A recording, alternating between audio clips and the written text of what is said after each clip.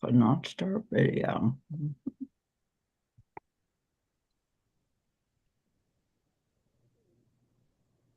Oh, 1 second. Okay. it's recording. I got an okay.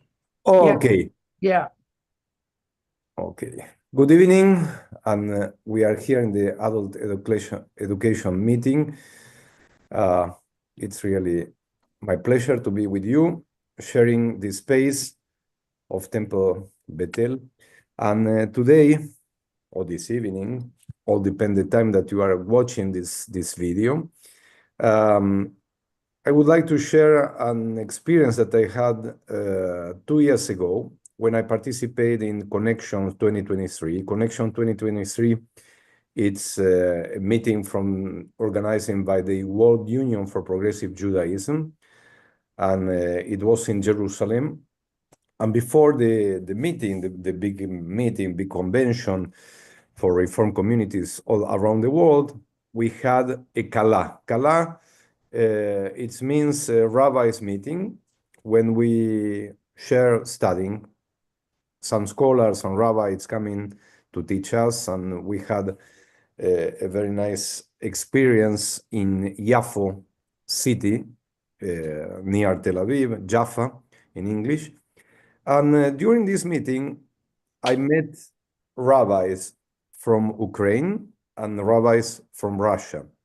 Not just rabbis, also cantors and volunteers and presidents from different institutions. We need to remember that the war between Russia and Ukraine started 3 years ago, and then it was some animosity. It was, you can feel in the air that the relationship between the rabbis from Ukraine and the rabbis from Russia was not so good. And the reason, of course, was the war. We all are Jews, but in time of war, it's really very, very difficult because you have your nationality. And this is another important point of view to discuss. And I remember in 1982 was the Malvinas or Falklands Islands war between England and Argentina. And one question who came in that time, if you have a soldier, a Jewish soldier from Argentina, or if you are a Jewish soldier from England, if you are going to fight between two Jews. And this is a difficult question, but most of people used to say or used to answer, yes, I'm going to fight because I defend my country, I defend my nationality, and not my religion. And this is what I saw in that meeting when I went to Jaffa. This animosity and this the feelings, the air was really strange between the Ukraine Jewish delegation and the Russian Jewish delegation.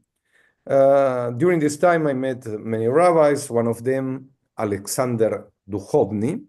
Alexander Dukhovny is a rabbi from a Kiev community. And also, I met some Russian rabbis. When I thought to organize this meeting, I invite two sides. I invite the Ukraine and the Russia side. The Ukraine side agree, accept, but the Russia side disagree, and they told me we can't speak about war, and I respect this position. Okay, I didn't like to ask them or to insist. If they don't like to speak, I agree. We need also to understand the backgrounds for two countries. Okay, it's not easy to live nowadays in Russia. Freedom of speech, it's also not easy. And I can understand the rabbi's position from Russia, and I respect them. But in the other hand, I had a very nice conversation with Rabbi Alexander Duchovny. I recorded this conversation because Rabbi Duchovny moved to Israel, leave Ukraine, and he went to Israel. And I recorded a very nice conversation with him. He will explain what's going on in these 3 years with the Jewish community in Ukraine. You can ask yourself, okay, but how can be that a leader, rabbi, left Ukraine in this difficult time? But his life was in risk, and then in a very nice action for the World Union for Progressive Judaism, the Jewish Agency, many Jews left Ukraine. Most of them went to Poland, but a very big group went to Israel. And it's also very interesting to consider that they went out for the war in Ukraine, and they find another war in Middle East.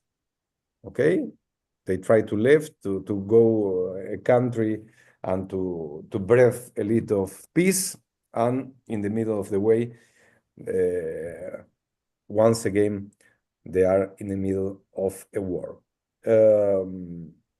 Rabbi Alexander Duchovny will tell us about his life, his experience, how he is working, and he returned very often to Ukraine to support the Jewish community, but he moved to Haifa.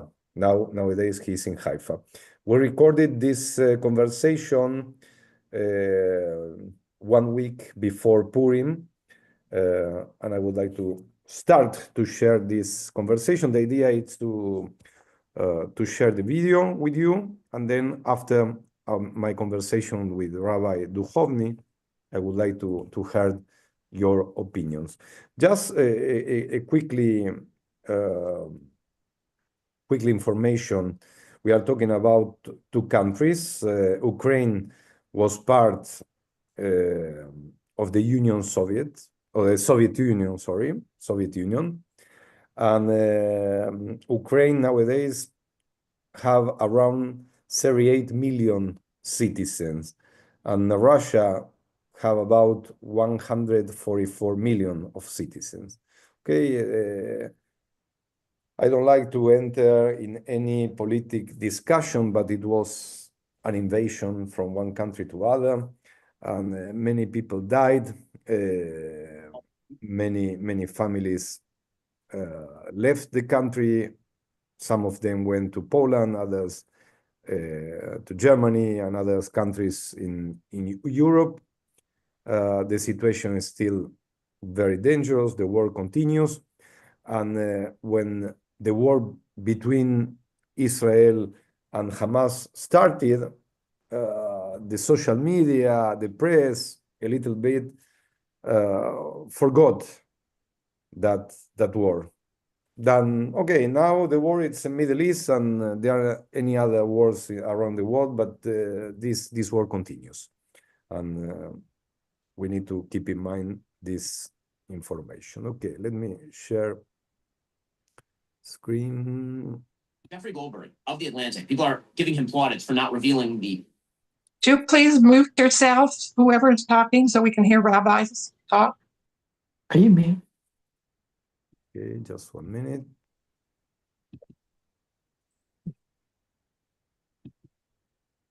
Let's see, I'm trying to share. Ezra, can you mute yourself, please?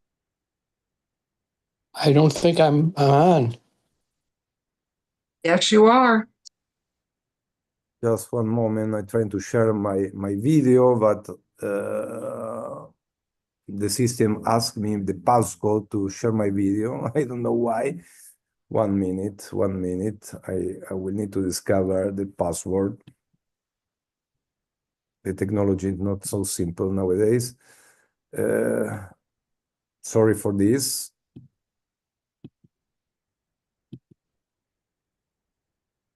I never have this happen. Never happened with me this experience that I need the password to share the video. Wait a minute. I put my fingerprint before and it works, and now I putting my fingerprint and it's not working. I will try. Just give me just 1 second, please. I will try to see.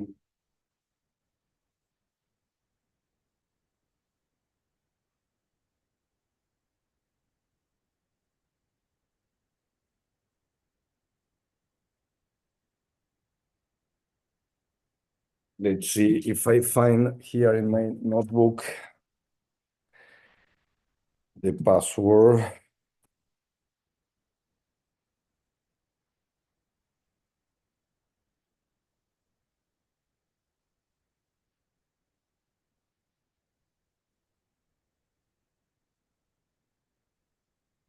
One minute.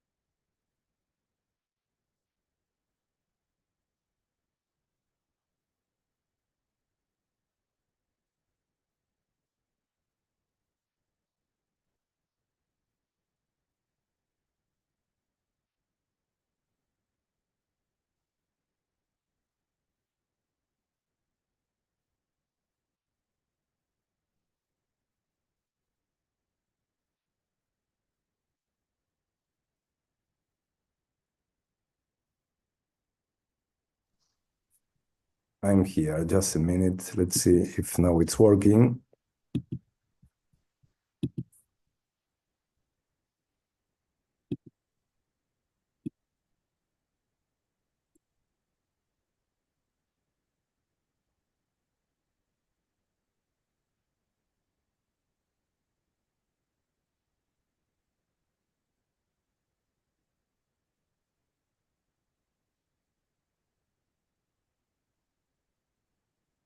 I have a problem here.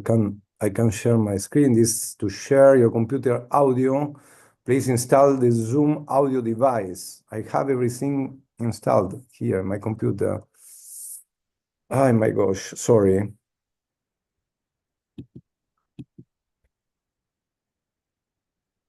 This kind in person don't happen.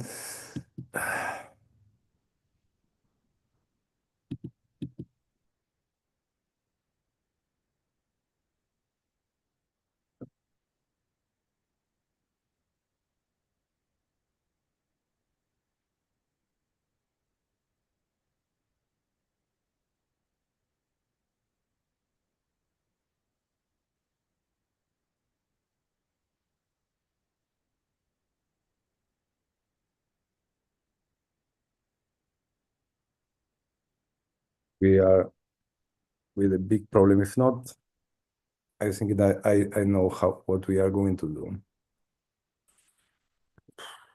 Wait a minute, please, because all the pain of passwords.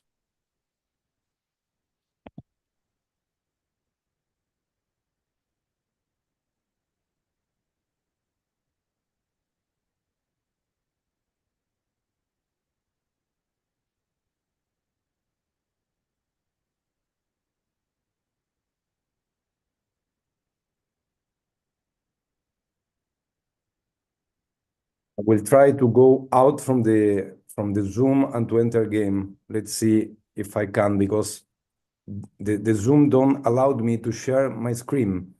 Ask me for a password that I don't know which password is. To share the computer audio, please install the Zoom audio device.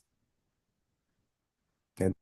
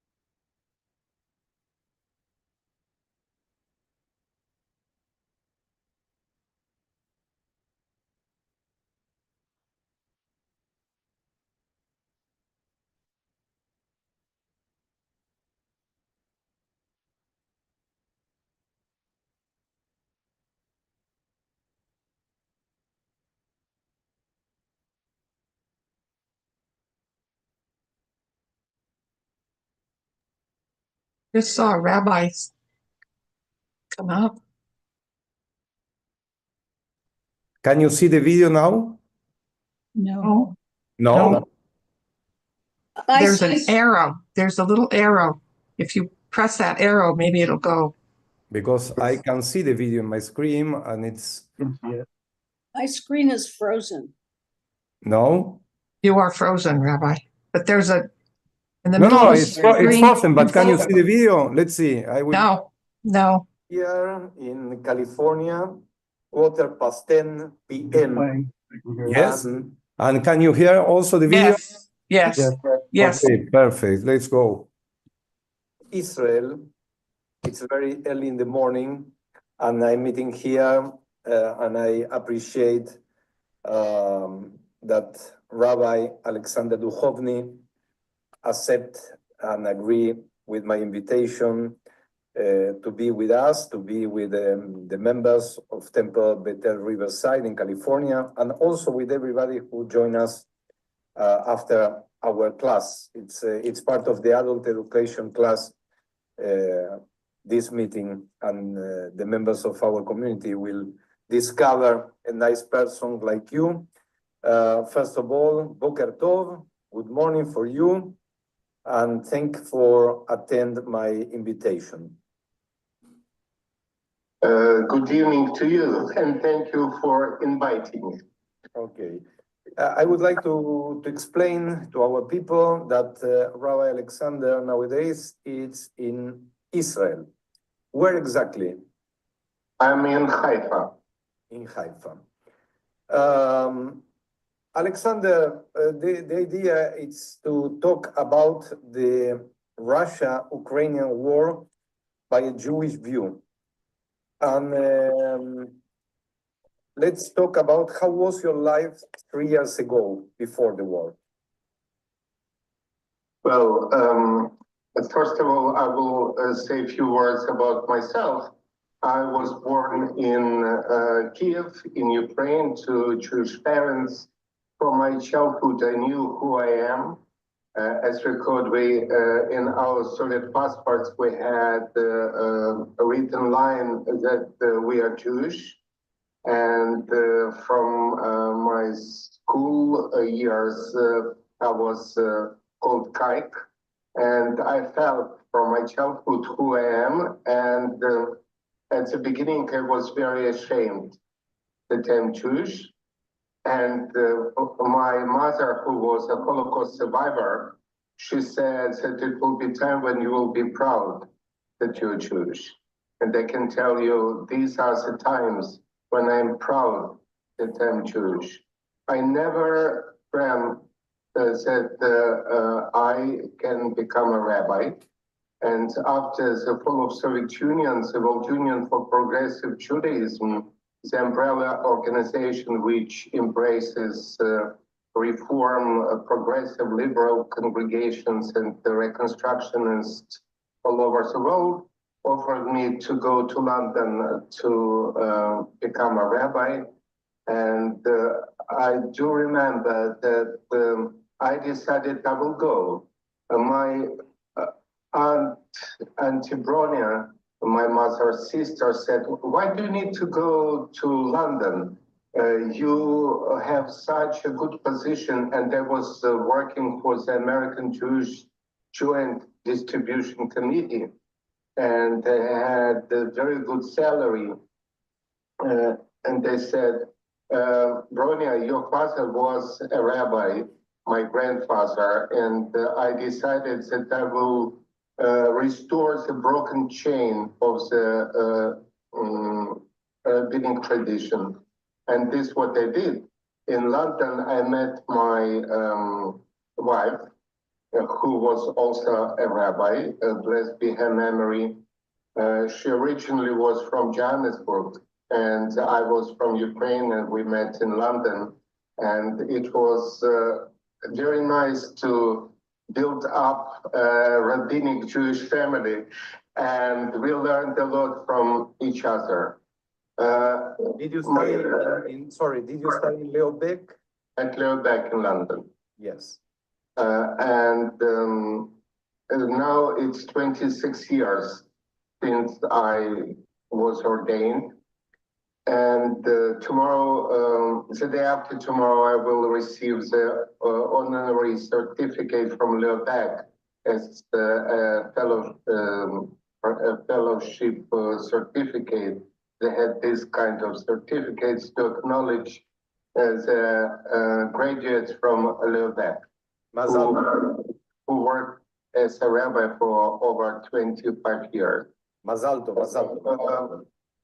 Possibly many of you and you, Rabbi, will be surprised that I am not the innovator of Reform Judaism in Ukraine.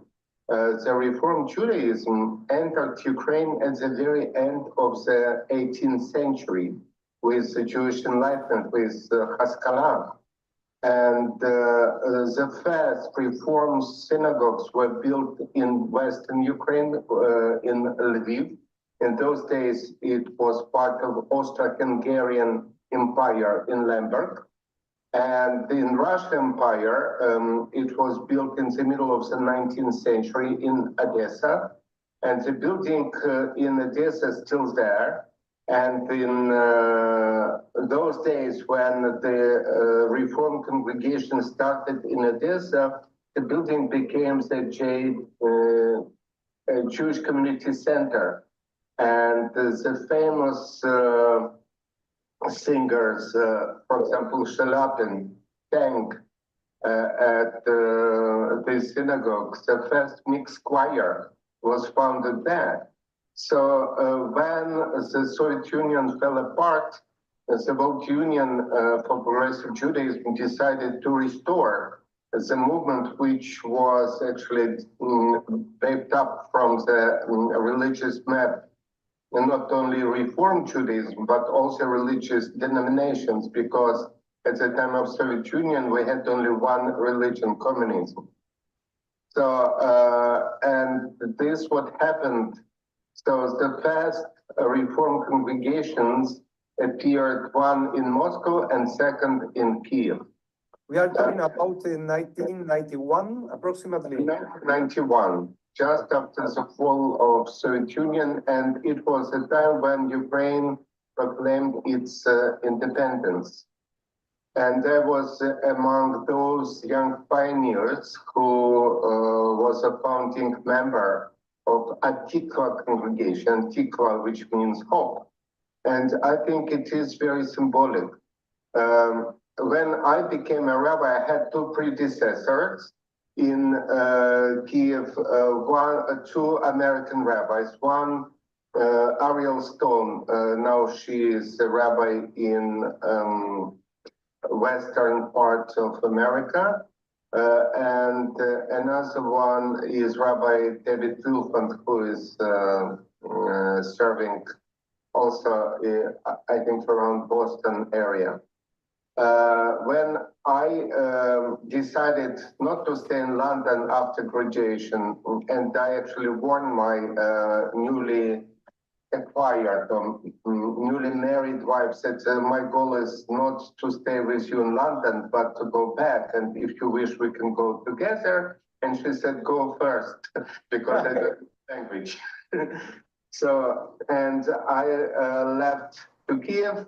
And in those days, we had 11 Reform congregations.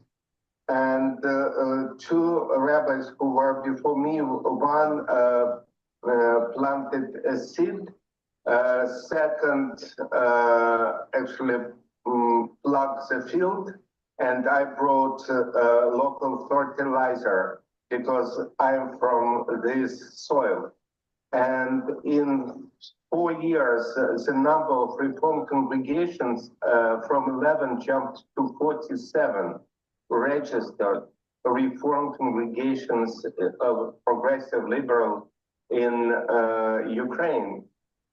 3 years ago, as you correctly said, full-scale invasion of Russia Federation started. A week before, I was in London visiting the grave of my late wife. And my colleagues from London said, don't go back. Very soon the war started. I couldn't believe that Russia will invade Ukraine. And 2 days after I arrived, the war started. As we know, the leader of Russian Federation, we don't call him by name, and it's like Ahasuerus and Haman. We want these anti-Semites, their name will be wiped up from... I doing noise here. Exactly.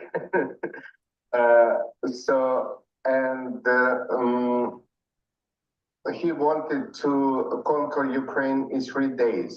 The first night I was in the basement of the living apartment where I live, and I couldn't get out from there because the Russian tanks were just 20 kilometers, it's like 15 miles away from Kiev. And from this basement, I sent a video message to all the countries that don't hesitate. It's a war. It's a real war. And with the support of the World Union, we started to organize the evacuation buses, not only for Jews, but mainly for the members of our congregations and for their families. And when 10 days later... Let me just ask you, you spoke that approximately there were 47 Jewish congregations in Ukraine. We are talking about what number of Jews? In those days, we had 300,000 Jews who had rights for Aliyah to Israel. Actually, Jews and their families, Halakhically Jewish people, and the third generation. This according to the figures of the Israeli embassy to Ukraine and the Jewish agency Sokhnut. Okay, and you organized these buses for evacuation to where? To go any direction which was available from Ukraine, because Poland was it was via Poland you can enter Western countries of Europe, and via Moldova it's another way. You can enter Romania, or you can make Aliyah to Israel, or if you're a citizen of Israel, you can go to Israel from Moldova or from Bucharest. So the only way which was available, we just organized the buses. I didn't want to leave Ukraine, but my dear friend and the member of Kiev congregation said that I can help more being outside of Ukraine because it was really very dangerous. And I said, look, the master of the vessel leaves the vessels last. And he says, you're not the master of the vessel, you're a rabbi. And actually convinced me that really I can do more. And with the support of the World Union and devoted rabbis and friends around the world, during the first half a year, we collected over $2 million into Ukrainian crisis fund. This money were used and still in the use for three different purposes. First of all, to help those who are resettled or emigrated from Ukraine.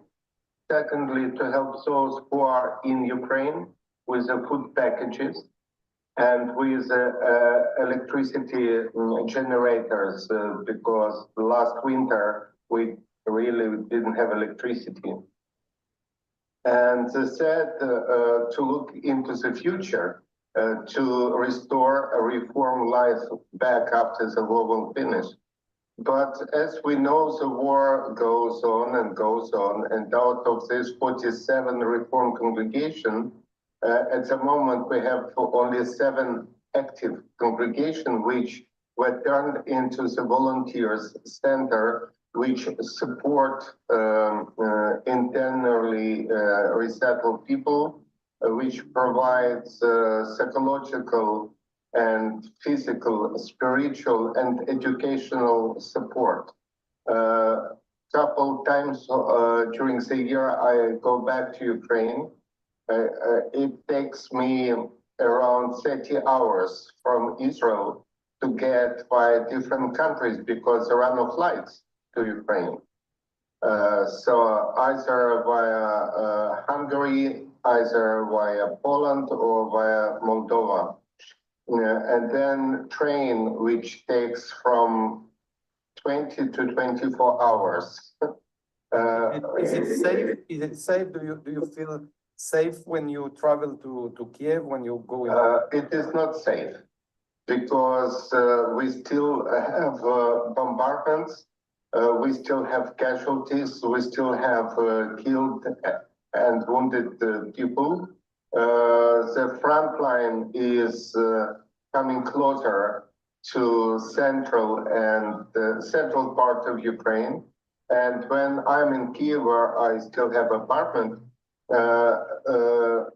the difference between Israel and Ukraine is huge because here you need to be in the safe room only for 10 minutes after siren sound.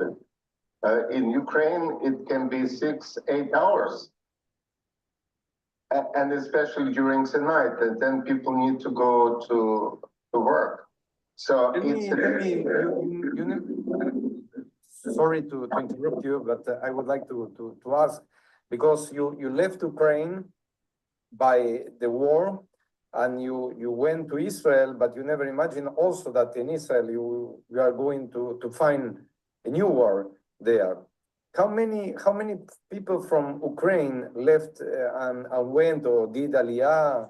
How many Jews moved to Israel? The only thing I can tell you is that around 8 million citizens of Ukraine left Ukraine during the time of the war. Yes. At the beginning of the active phase of the war, we had around 40 million Ukrainians, citizens of Ukraine. At the moment, the statistics said that we have around 30 million Ukrainians left in Ukraine. No one can tell you how many Jews left, but I can tell you that Aliyah from Ukraine was smaller than Aliyah from Russia. This is what I definitely know, and you may ask me why did I settle in Haifa, and I can tell you that a lot of members of my Ukrainian congregations, and I can tell you Ukrainian congregations because It was then when I was the only rabbi serving 47 congregations in Ukraine. Now we have two rabbis serving Ukrainian congregations. One was rabbi in Odessa, Julia Gris, but also when the war started, she left to Germany. And together, I am from Israel and she from Germany, we serve educationally, emotionally, spiritually, and religiously those who are left. We definitely know how many Jews are now in our congregations, or those who receive help from different sources. And we are talking when we had 47 congregations, we had around 13,000 members of our congregations, and now we have around 1,500 people whom we help. Not only Jewish people, but also any person who knocked into the door of our synagogue is welcomed, because this is a Jewish view. Don't put away your hands, just share what you have.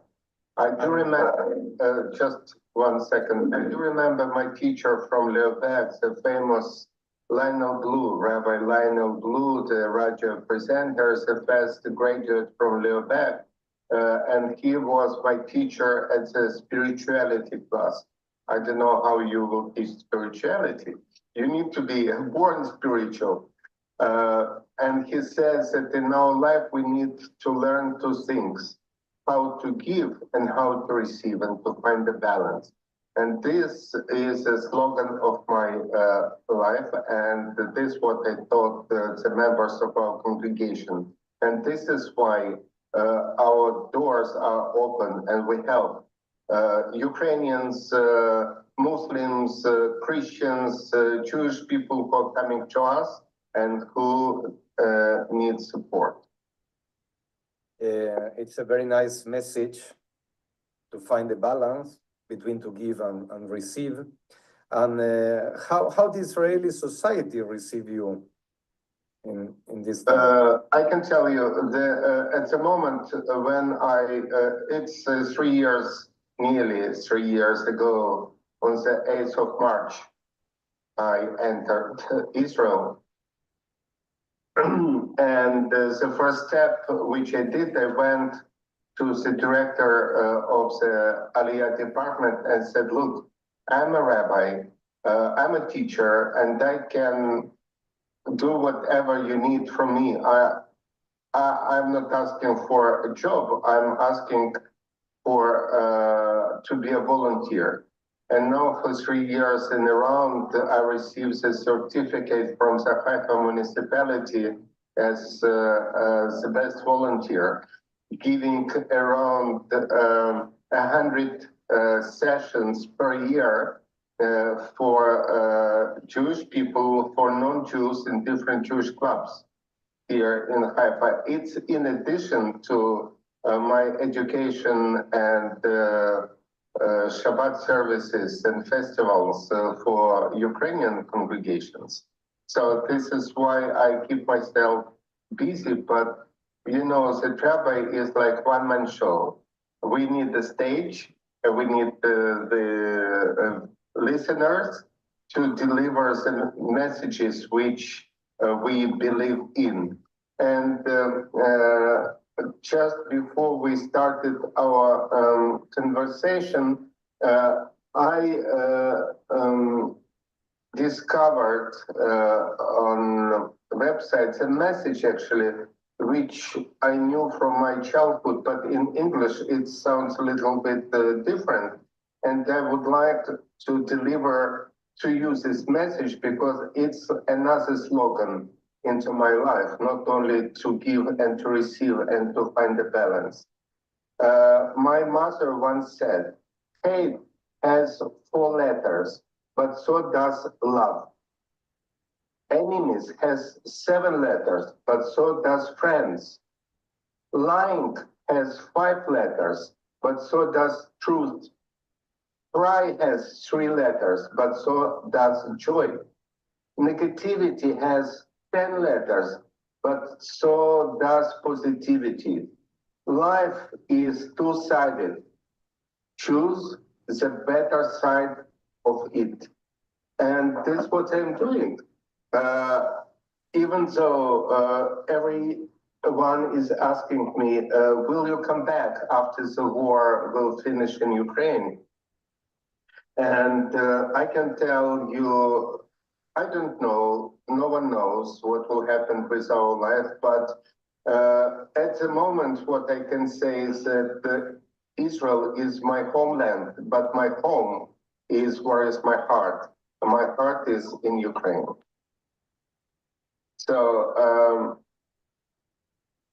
this is what happens here.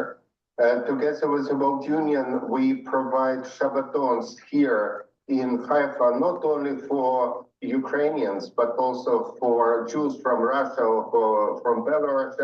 We do not blame them for the war in Ukraine because it is war of aventurists, Putin, and those who around him. And I think he is the biggest dictator in the world after World War II. Do you have family in Ukraine, Alexander? Do you have? No, I have relatives, but we didn't have children. So my congregants are my children and grandchildren and great-grandchildren.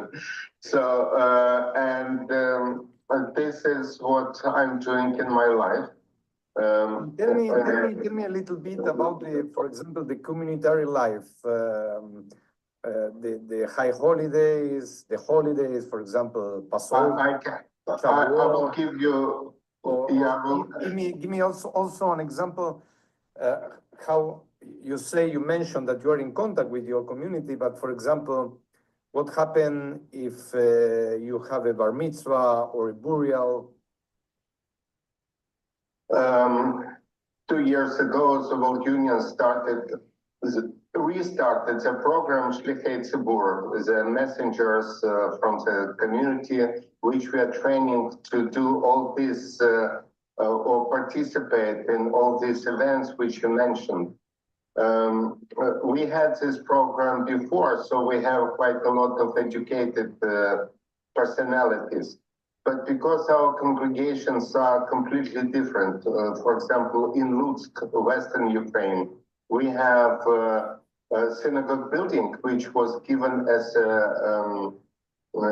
on our request because it belonged to our congregation. We own 4-story synagogue building in Lutsk. In Kiev, the World Union acquired the premises like Atikva Center. In the business center, we have the whole floor for our activities. And we have congregations which rent places. So it depends on which congregation we're talking about. For example, in Lutsk or in Khmelnytsky, it's southwestern Ukraine, where they have their own buildings. This is where is a volunteer centers where people are coming, and this is where they are open 24 hours, 7 days a week.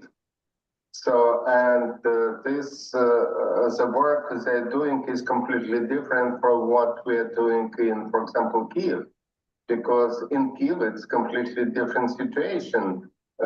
In Kiev congregation has mostly intellectuals, like the president of our movement is a renowned composer. He is a rector of the Academy of Music. So this caliber of people, they do not need physical support, but they need spiritual and educational and psychological support. So needs are different according to the congregations from one to another. Like in Kiev congregation, we every Friday we have Kabbalat Shabbat services offline, but also also online. So we are via Zoom or Facebook, we are translated the services which I or my colleague Rabbi Yulia, we are leading. Every second week, we're changing. So, and Shabbat morning, we have Torah breakfast, Shacharit, and program Let Us Talk. This is psychological program where people can talk about what they feel and how they feel if they wish to talk. We also have a special project which we restarted about films, which the theme of which is connected to the Torah portion, and it's another discussion. Every high holidays or Pesach, I'm back in Kiev leading high holidays, not only for Kiev congregation, but also for other congregations which are now active. And Seder Pesach, like now I'm preparing Seder Pesach for like interfaith Seder Pesach, like last year. We actually invited the leaders of Jewish organizations, Orthodox, Chabad, Hasidic, and the Muslims and the Christians, and students from the religious, Christian religious seminaries. And it was like, for them, it was, for many of them, it was the first time when they participated in the interfaith Seder Pesach. And for me, it was like educational performance, which I really love. Tell me, the war changed the relationship between the Jewish community. You talk that you invite the Orthodox community to come to join you. How was before the war, and the war really changed the situation? I can tell you, it's a very good question. Before the war, you know that ultra-Orthodox groups, they hate us. They think that's the only decent way in Ukraine. That's the only decent way to be Jewish is their way. And we know the slogan of the Israeli movement for progressive Judaism. There are many ways how to be Jewish. And we present these many ways how to be Jewish. But the war brought us all together, and different Jewish organizations, non-governmental organizations like the Joint, the Jewish Agency, and others, Gilel, they're working together. We are trying to work also with everyone. And this is why I said that another slogan of our congregation is open door. So we are open to everybody who is open to work with us. Not everybody is ready. Yes. Before the Gaza war, the world was looking and was watching the war between Russia and Ukraine.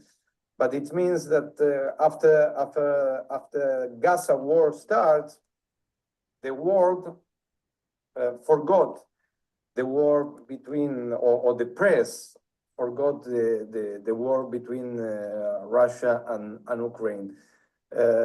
How do you feel this? Well, as every person has his or her own pain, every country has had problems and challenges. And I do not blame Israel, who for over 75 years is protecting herself. It's the same Ukraine, but there are differences. Israel is clashing for all these years with the countries which would like to wipe us, and Russia wants Ukraine to be part of the empire. So Russia doesn't want Ukraine to be Ukraine. Russia wants Ukraine to be part of Russia Federation. Arabic countries look at Israel, many of them, not all of them, many of the Arabic countries look at Israel and they would like to wipe out Israel from the map. But we know it's impossible. And the only difference I can see is that when the war started in Ukraine, many young Ukrainians left Ukraine. And as I understand, many young Israelis who were brought came back to protect Israel. This is the difference. Quite a few. Yes, it's an interesting point of view. Zelensky is the first Jewish president in Ukraine. This was good for the Jewish community, or do you think that with Zelensky in power, how was the anti-Semitic situation or in Ukraine? It increased, decreased. Zelensky, it's a president that the people, it's a popular president, the people like him, hate him, are in favor.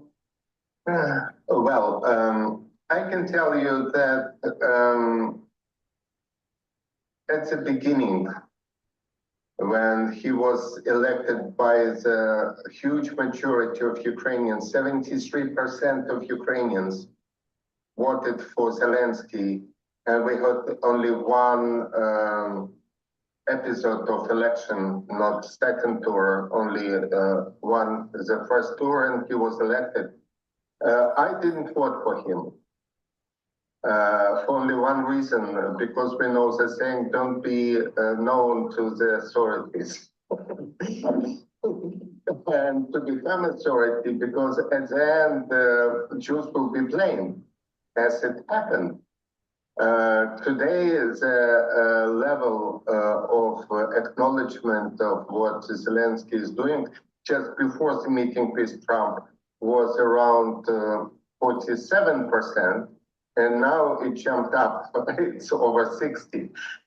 So it's not because Zelensky is Jewish, but because Ukrainians are gathering to protect Ukraine from abusive speech or actions. Zelensky is learning how to be the leader of the country, which was known as the most anti-Semitic country in Eastern Europe. You may ask me, do you feel anti-Semitism? Is Zelensky Nazi, as Putin calls him? And I can tell you, when the war started, the first day I received a call from a journalist from the France press. And he asked me, it's really that Putin is going to wipe up Ukrainian nationalists from Ukraine. I said, look, Ukraine is not a nationalistic country. It's not a fascist country, because 73% voted for openly Jewish person. So it's not about this, it's about something different. And I personally don't think that there is something wrong in nationalism. Like Zionism is also a nationalistic Jewish way how we love our country. Nationalism is, well, when you do not put your nation above other. But nationalism and patriotism is about your love to your country.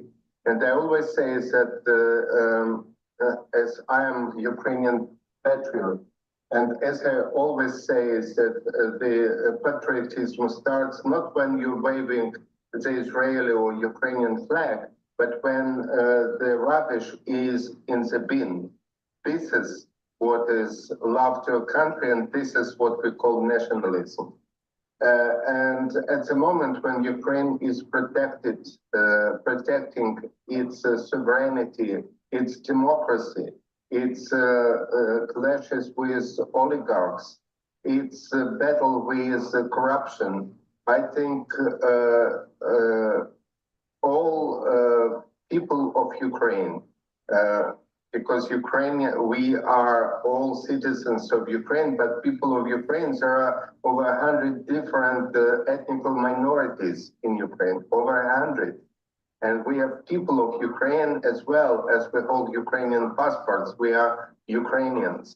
And for us, it matters, will Ukraine be a democratic country? Will Ukraine conquer anti-Semitism, anti-racism, anti-Islamism?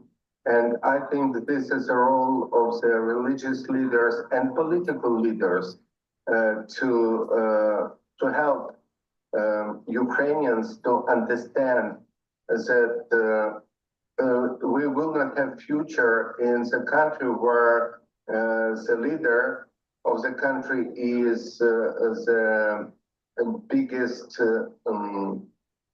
tyrant in Europe, like Putin. So Zelensky, what he is doing, he is as every human being, and he is still young, he's only 50. And he's learning how to be president, how to be a leader, and he is trying, like Moses, to find the proper counselors who can help him, because not always we know that some leaders, and in your country as well, have different kind of advisors, and sometimes advisors will lead country to different direction. So I would like to say thank you, Americans, for who you are, for what you are, for not allowing the leaders of your country to become tyrants and to track the democracy and to keep democracy above the surface of the water. And I think your Rabbi, Gershon Kwasniewski, who has very Polish surname as I have, Duchovny, it's the same area. So we are the leaders who are still learning together with you how to be human beings, because it's the most important for all of us. It doesn't matter to which church, synagogue, mosque we belong. It depends who we are. And I remember my mother always said, you should be a mensch. It's in Yiddish. Mensch is a human with a capital H. And this is what I wish all of us to learn how to be the human, how to protect the values of democracy, the values of free speech and freedom of religion, how to support your rabbis, support yourself, support your congregation, and to go ahead, like Atikva in Kiev, which means hope. We never lose hope. And we know that good always prevail over evil. I know that you have an appointment in a few minutes, and I would like to appreciate your time. And I have a wish, in fact, two wishes, that both countries that are now you physically and in your heart, both will see the peace soon. And I would like to wish you the best with your congregants in Haifa, in the region of Haifa, in Israel, and in each one of your travels, in your trips to Ukraine. We will pray for you. And as you mentioned, we will be also open if you need some kind of help, perhaps spiritual help. If I can contact your members, I also would like to be available to talk with them, or I don't know in the future, but I hope that in the near future will come visit Kiev, and we would like to visit you in Kiev, and why not celebrating life, celebrating peace, celebrating the democracy values. And let me tell you and let me express my gratitude and my best wishes in name of our community. I'm sure that every member from Temple Bethel Riverside are embracing you and wishing you the best in this time in Israel and in Ukraine. Thank you so much. And in return, I will say amen to everything you said.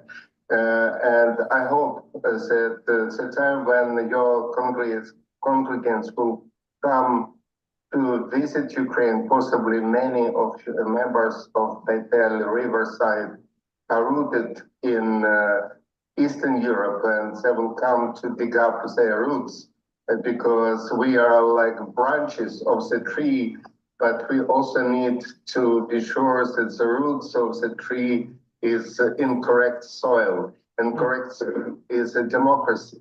Correct soil is the soil where the human values prevail over evil intentions of other people. And I believe that Purim, which is coming very soon, is another exclamation mark to all of us, that we do not need to hide our faces. We need to show the reality, to see the reality of life, and to protect first yourself, then your family, your congregation, and your country. And I think this is what we Ukrainians are doing in Ukraine.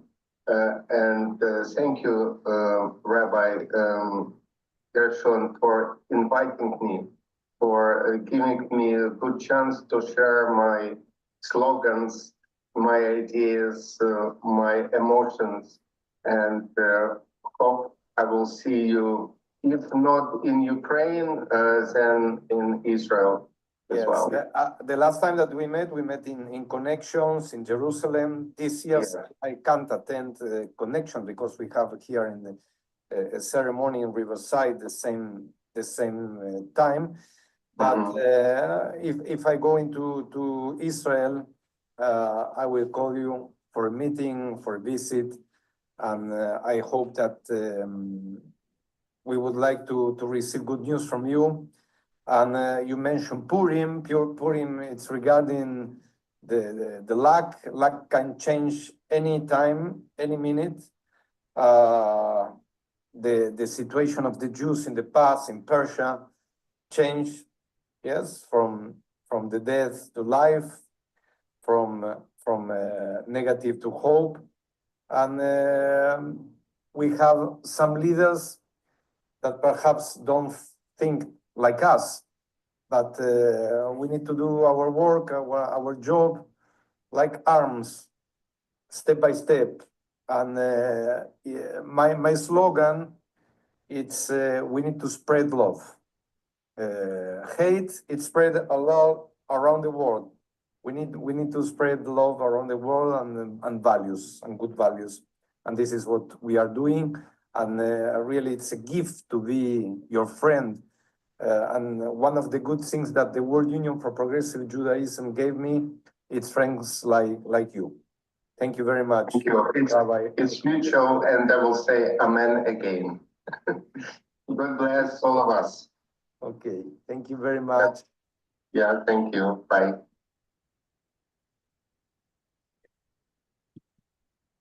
Okay, we are back.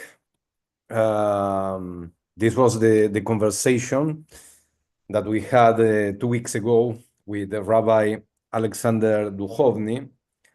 Now that I watching again this conversation, really, it's really very hard what they are suffering the situation, to leave a country because the war. We are in the in the 21st century, and we continue to fight.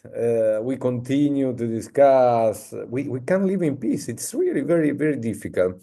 I would like to share you something off the record that Rabbi Duchovny said. It was the morning in Israel when we recorded this video, and he said, I wanted to wear a jacket to show to your congregants that in Ukraine we have jacket. Do you remember what happened here when the Ukraine president visited the White House? Thoughts? I would like to hear from you. How impact this conversation on you?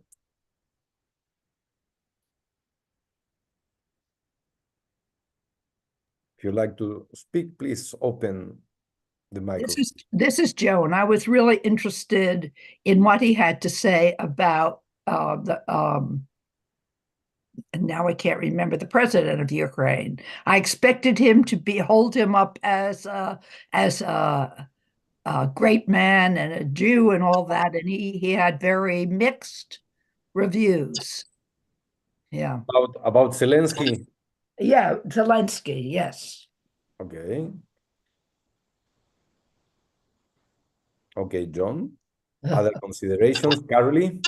Well, about that, I heard, it could be not true, that Zelensky was born Jewish, but he married a non-Jewish woman and now is no longer really Jewish.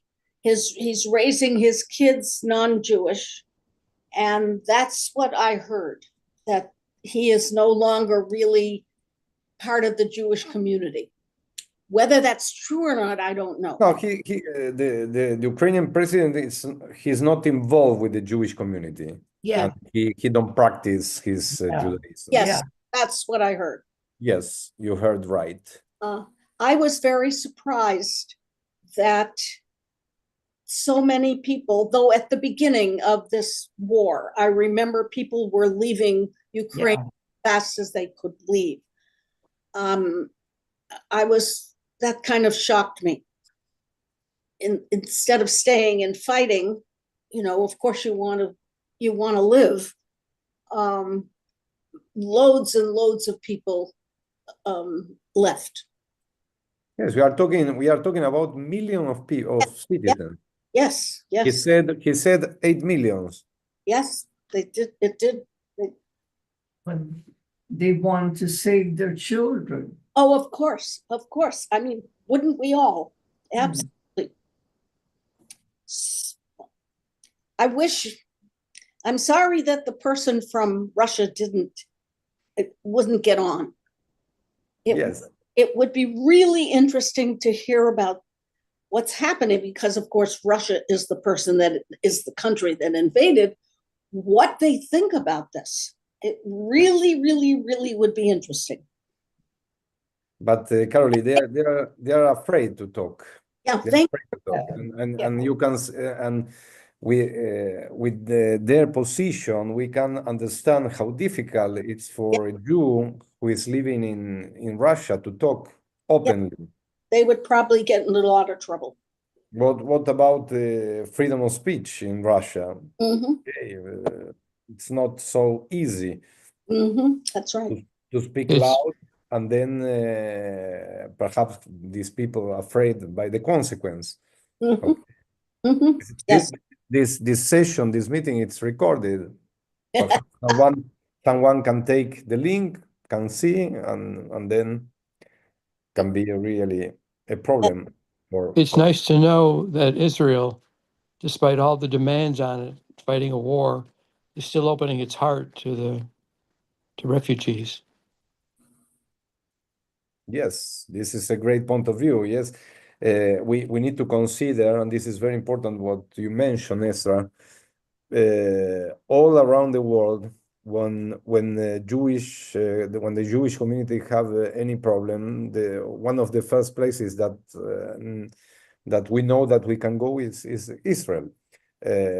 In the last years, after many terrorist attacks in France, the number of Jews, of French Jews who made Aliyah, it's really unbelievable. Mhm. Where exist in the country where exist or when the anti-Semitism increase, you can see a parallel of a big number of Aliyah. Mhm. But we still have a place to go.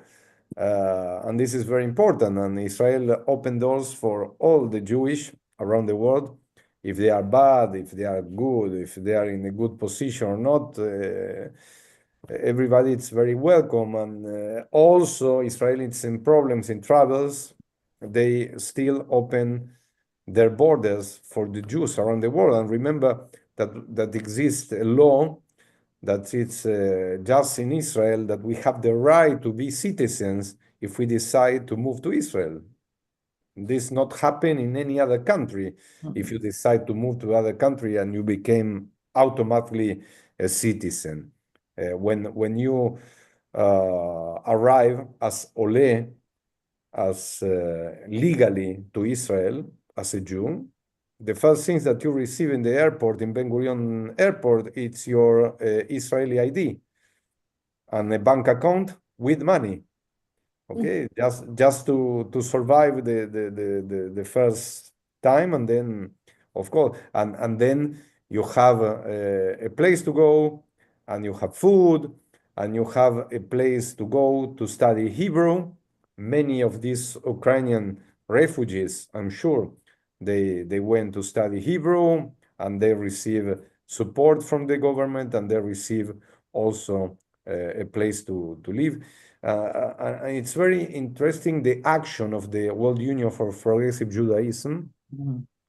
Rabbi Sergio Berman visited Ukraine, and also the CEO of the World Union, Eyal, he's going regularly to Ukraine. Sometimes it's easier to be a citizen for a foreign country with another passport to enter to Ukraine and to help than to be an Ukraine, because if something happened with Russia and you have a foreign passport, perhaps this is best than to be a local.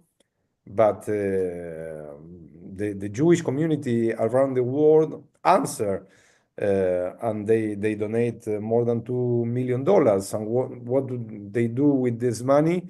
They will they support the Ukrainian community, but also they will need to rebuild the Jewish life in Ukraine after the war. Rabbi Duchovny mentioned 47 centers. It's a big number. Okay, 47 Jewish centers. Okay, you need to build some of these places, the community rent and this and that. And after the war, I don't know the conditions. And what about the people who left the country? They will need to return. And many of this money also, and this is also important to know, to support Jewish communities in the borderline, for example, in Poland, who receive the Jewish from Ukraine. Okay, but try to imagine you receive, I don't know, number of families. You need to give them a place to live. You need to give food. You need to reorganize their lives. They need. Yeah. They are refugees. It's not easy. And then with this money, they are supporting the Jewish community, not just who moved to Haifa in Israel. They are always supporting the Jewish community in other countries. Other thoughts? Other opinions? Haven't heard about the people the Jewish people or the non-Jewish people that are living in Poland and all these other countries. Haven't heard about them in a long, long time. At the beginning of the war, we heard a lot about them. And we haven't heard, at least I haven't anyway. It was phenomenal, although expected as a spiritual leader, but his philosophy and his belief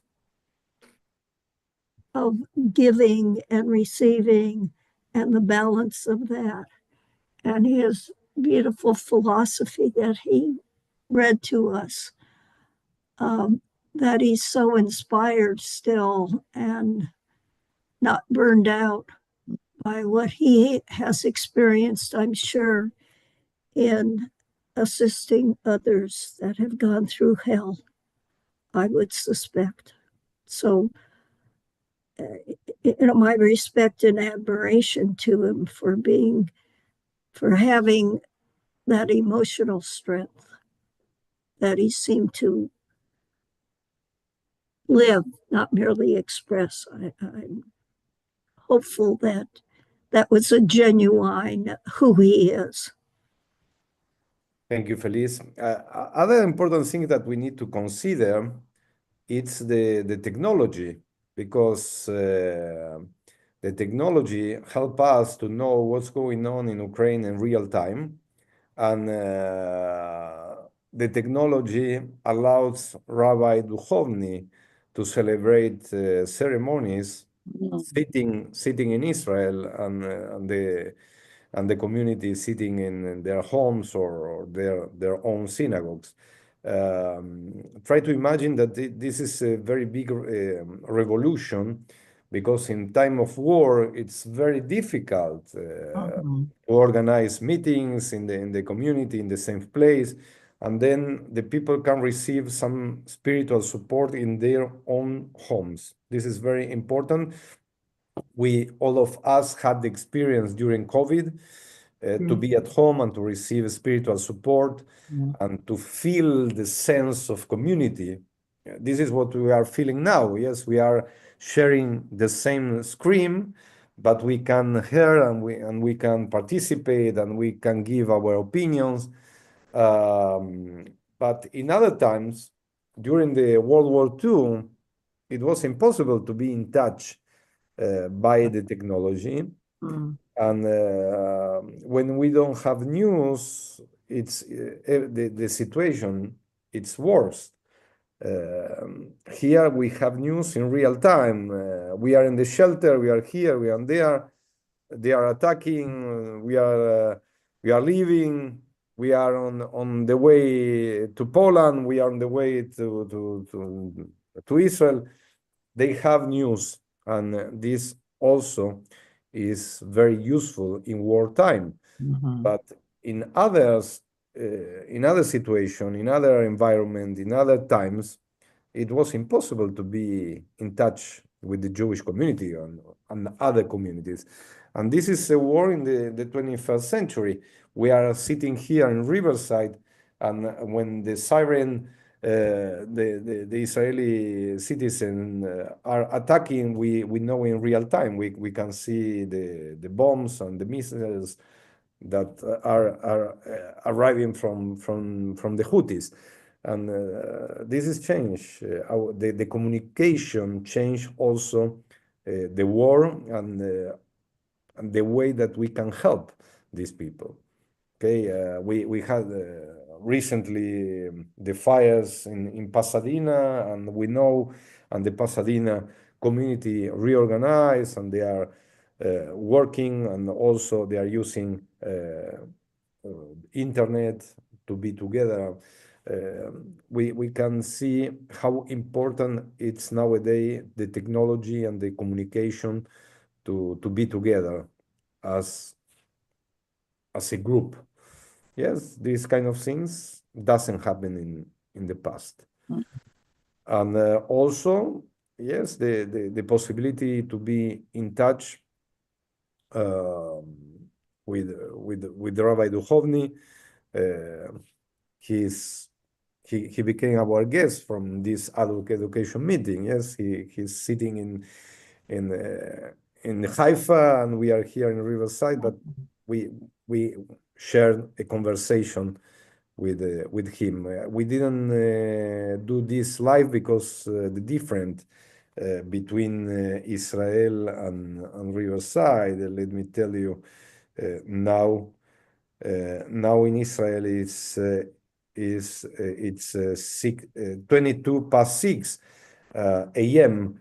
And then we started 1 hour ago this conversation. Yes, 5:30. It's too much early to start the conversation with Rabbi Duchovny. This is the reason that I decided to record. But also, this is technology, okay? And the technology allowed us to meet and to be in contact with many people. My idea it's to explore my connections with many rabbis around the world and to discover what's going on in other communities, not just in war times, in peace times, how other communities are working, how is the situation, how they develop their activities. I'm thinking that it's very important to understand that we are here in Riverside, but we are part of a big umbrella of Jewish Reform communities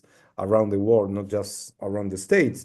And reality, sometimes it's similar than us, but sometimes it's completely different. But they are part of our people, and they are part of the Jewish world. And it's important to know it's part of being concerning about them. Thinking that Kol Israel Arevim ze laze. All Israel is responsible each for the other, and this is the way that I understand the community life. Yes, perhaps we can do too much for them, but if we are praying for them, if we can spread a message of peace, if we can demand for our authorities to support them, it will be fine. Okay. Any other thoughts? John, I saw that your microphone is open. Do you like to add any commentary? No, no, I was listening to NPR just before your class started, Rabbi, and they were talking about the war in Ukraine and that this also is being conducted by technology. Yes.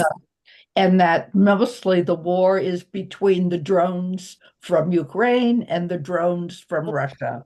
And they said that it's almost like who can have the most advanced technology will have the advantage.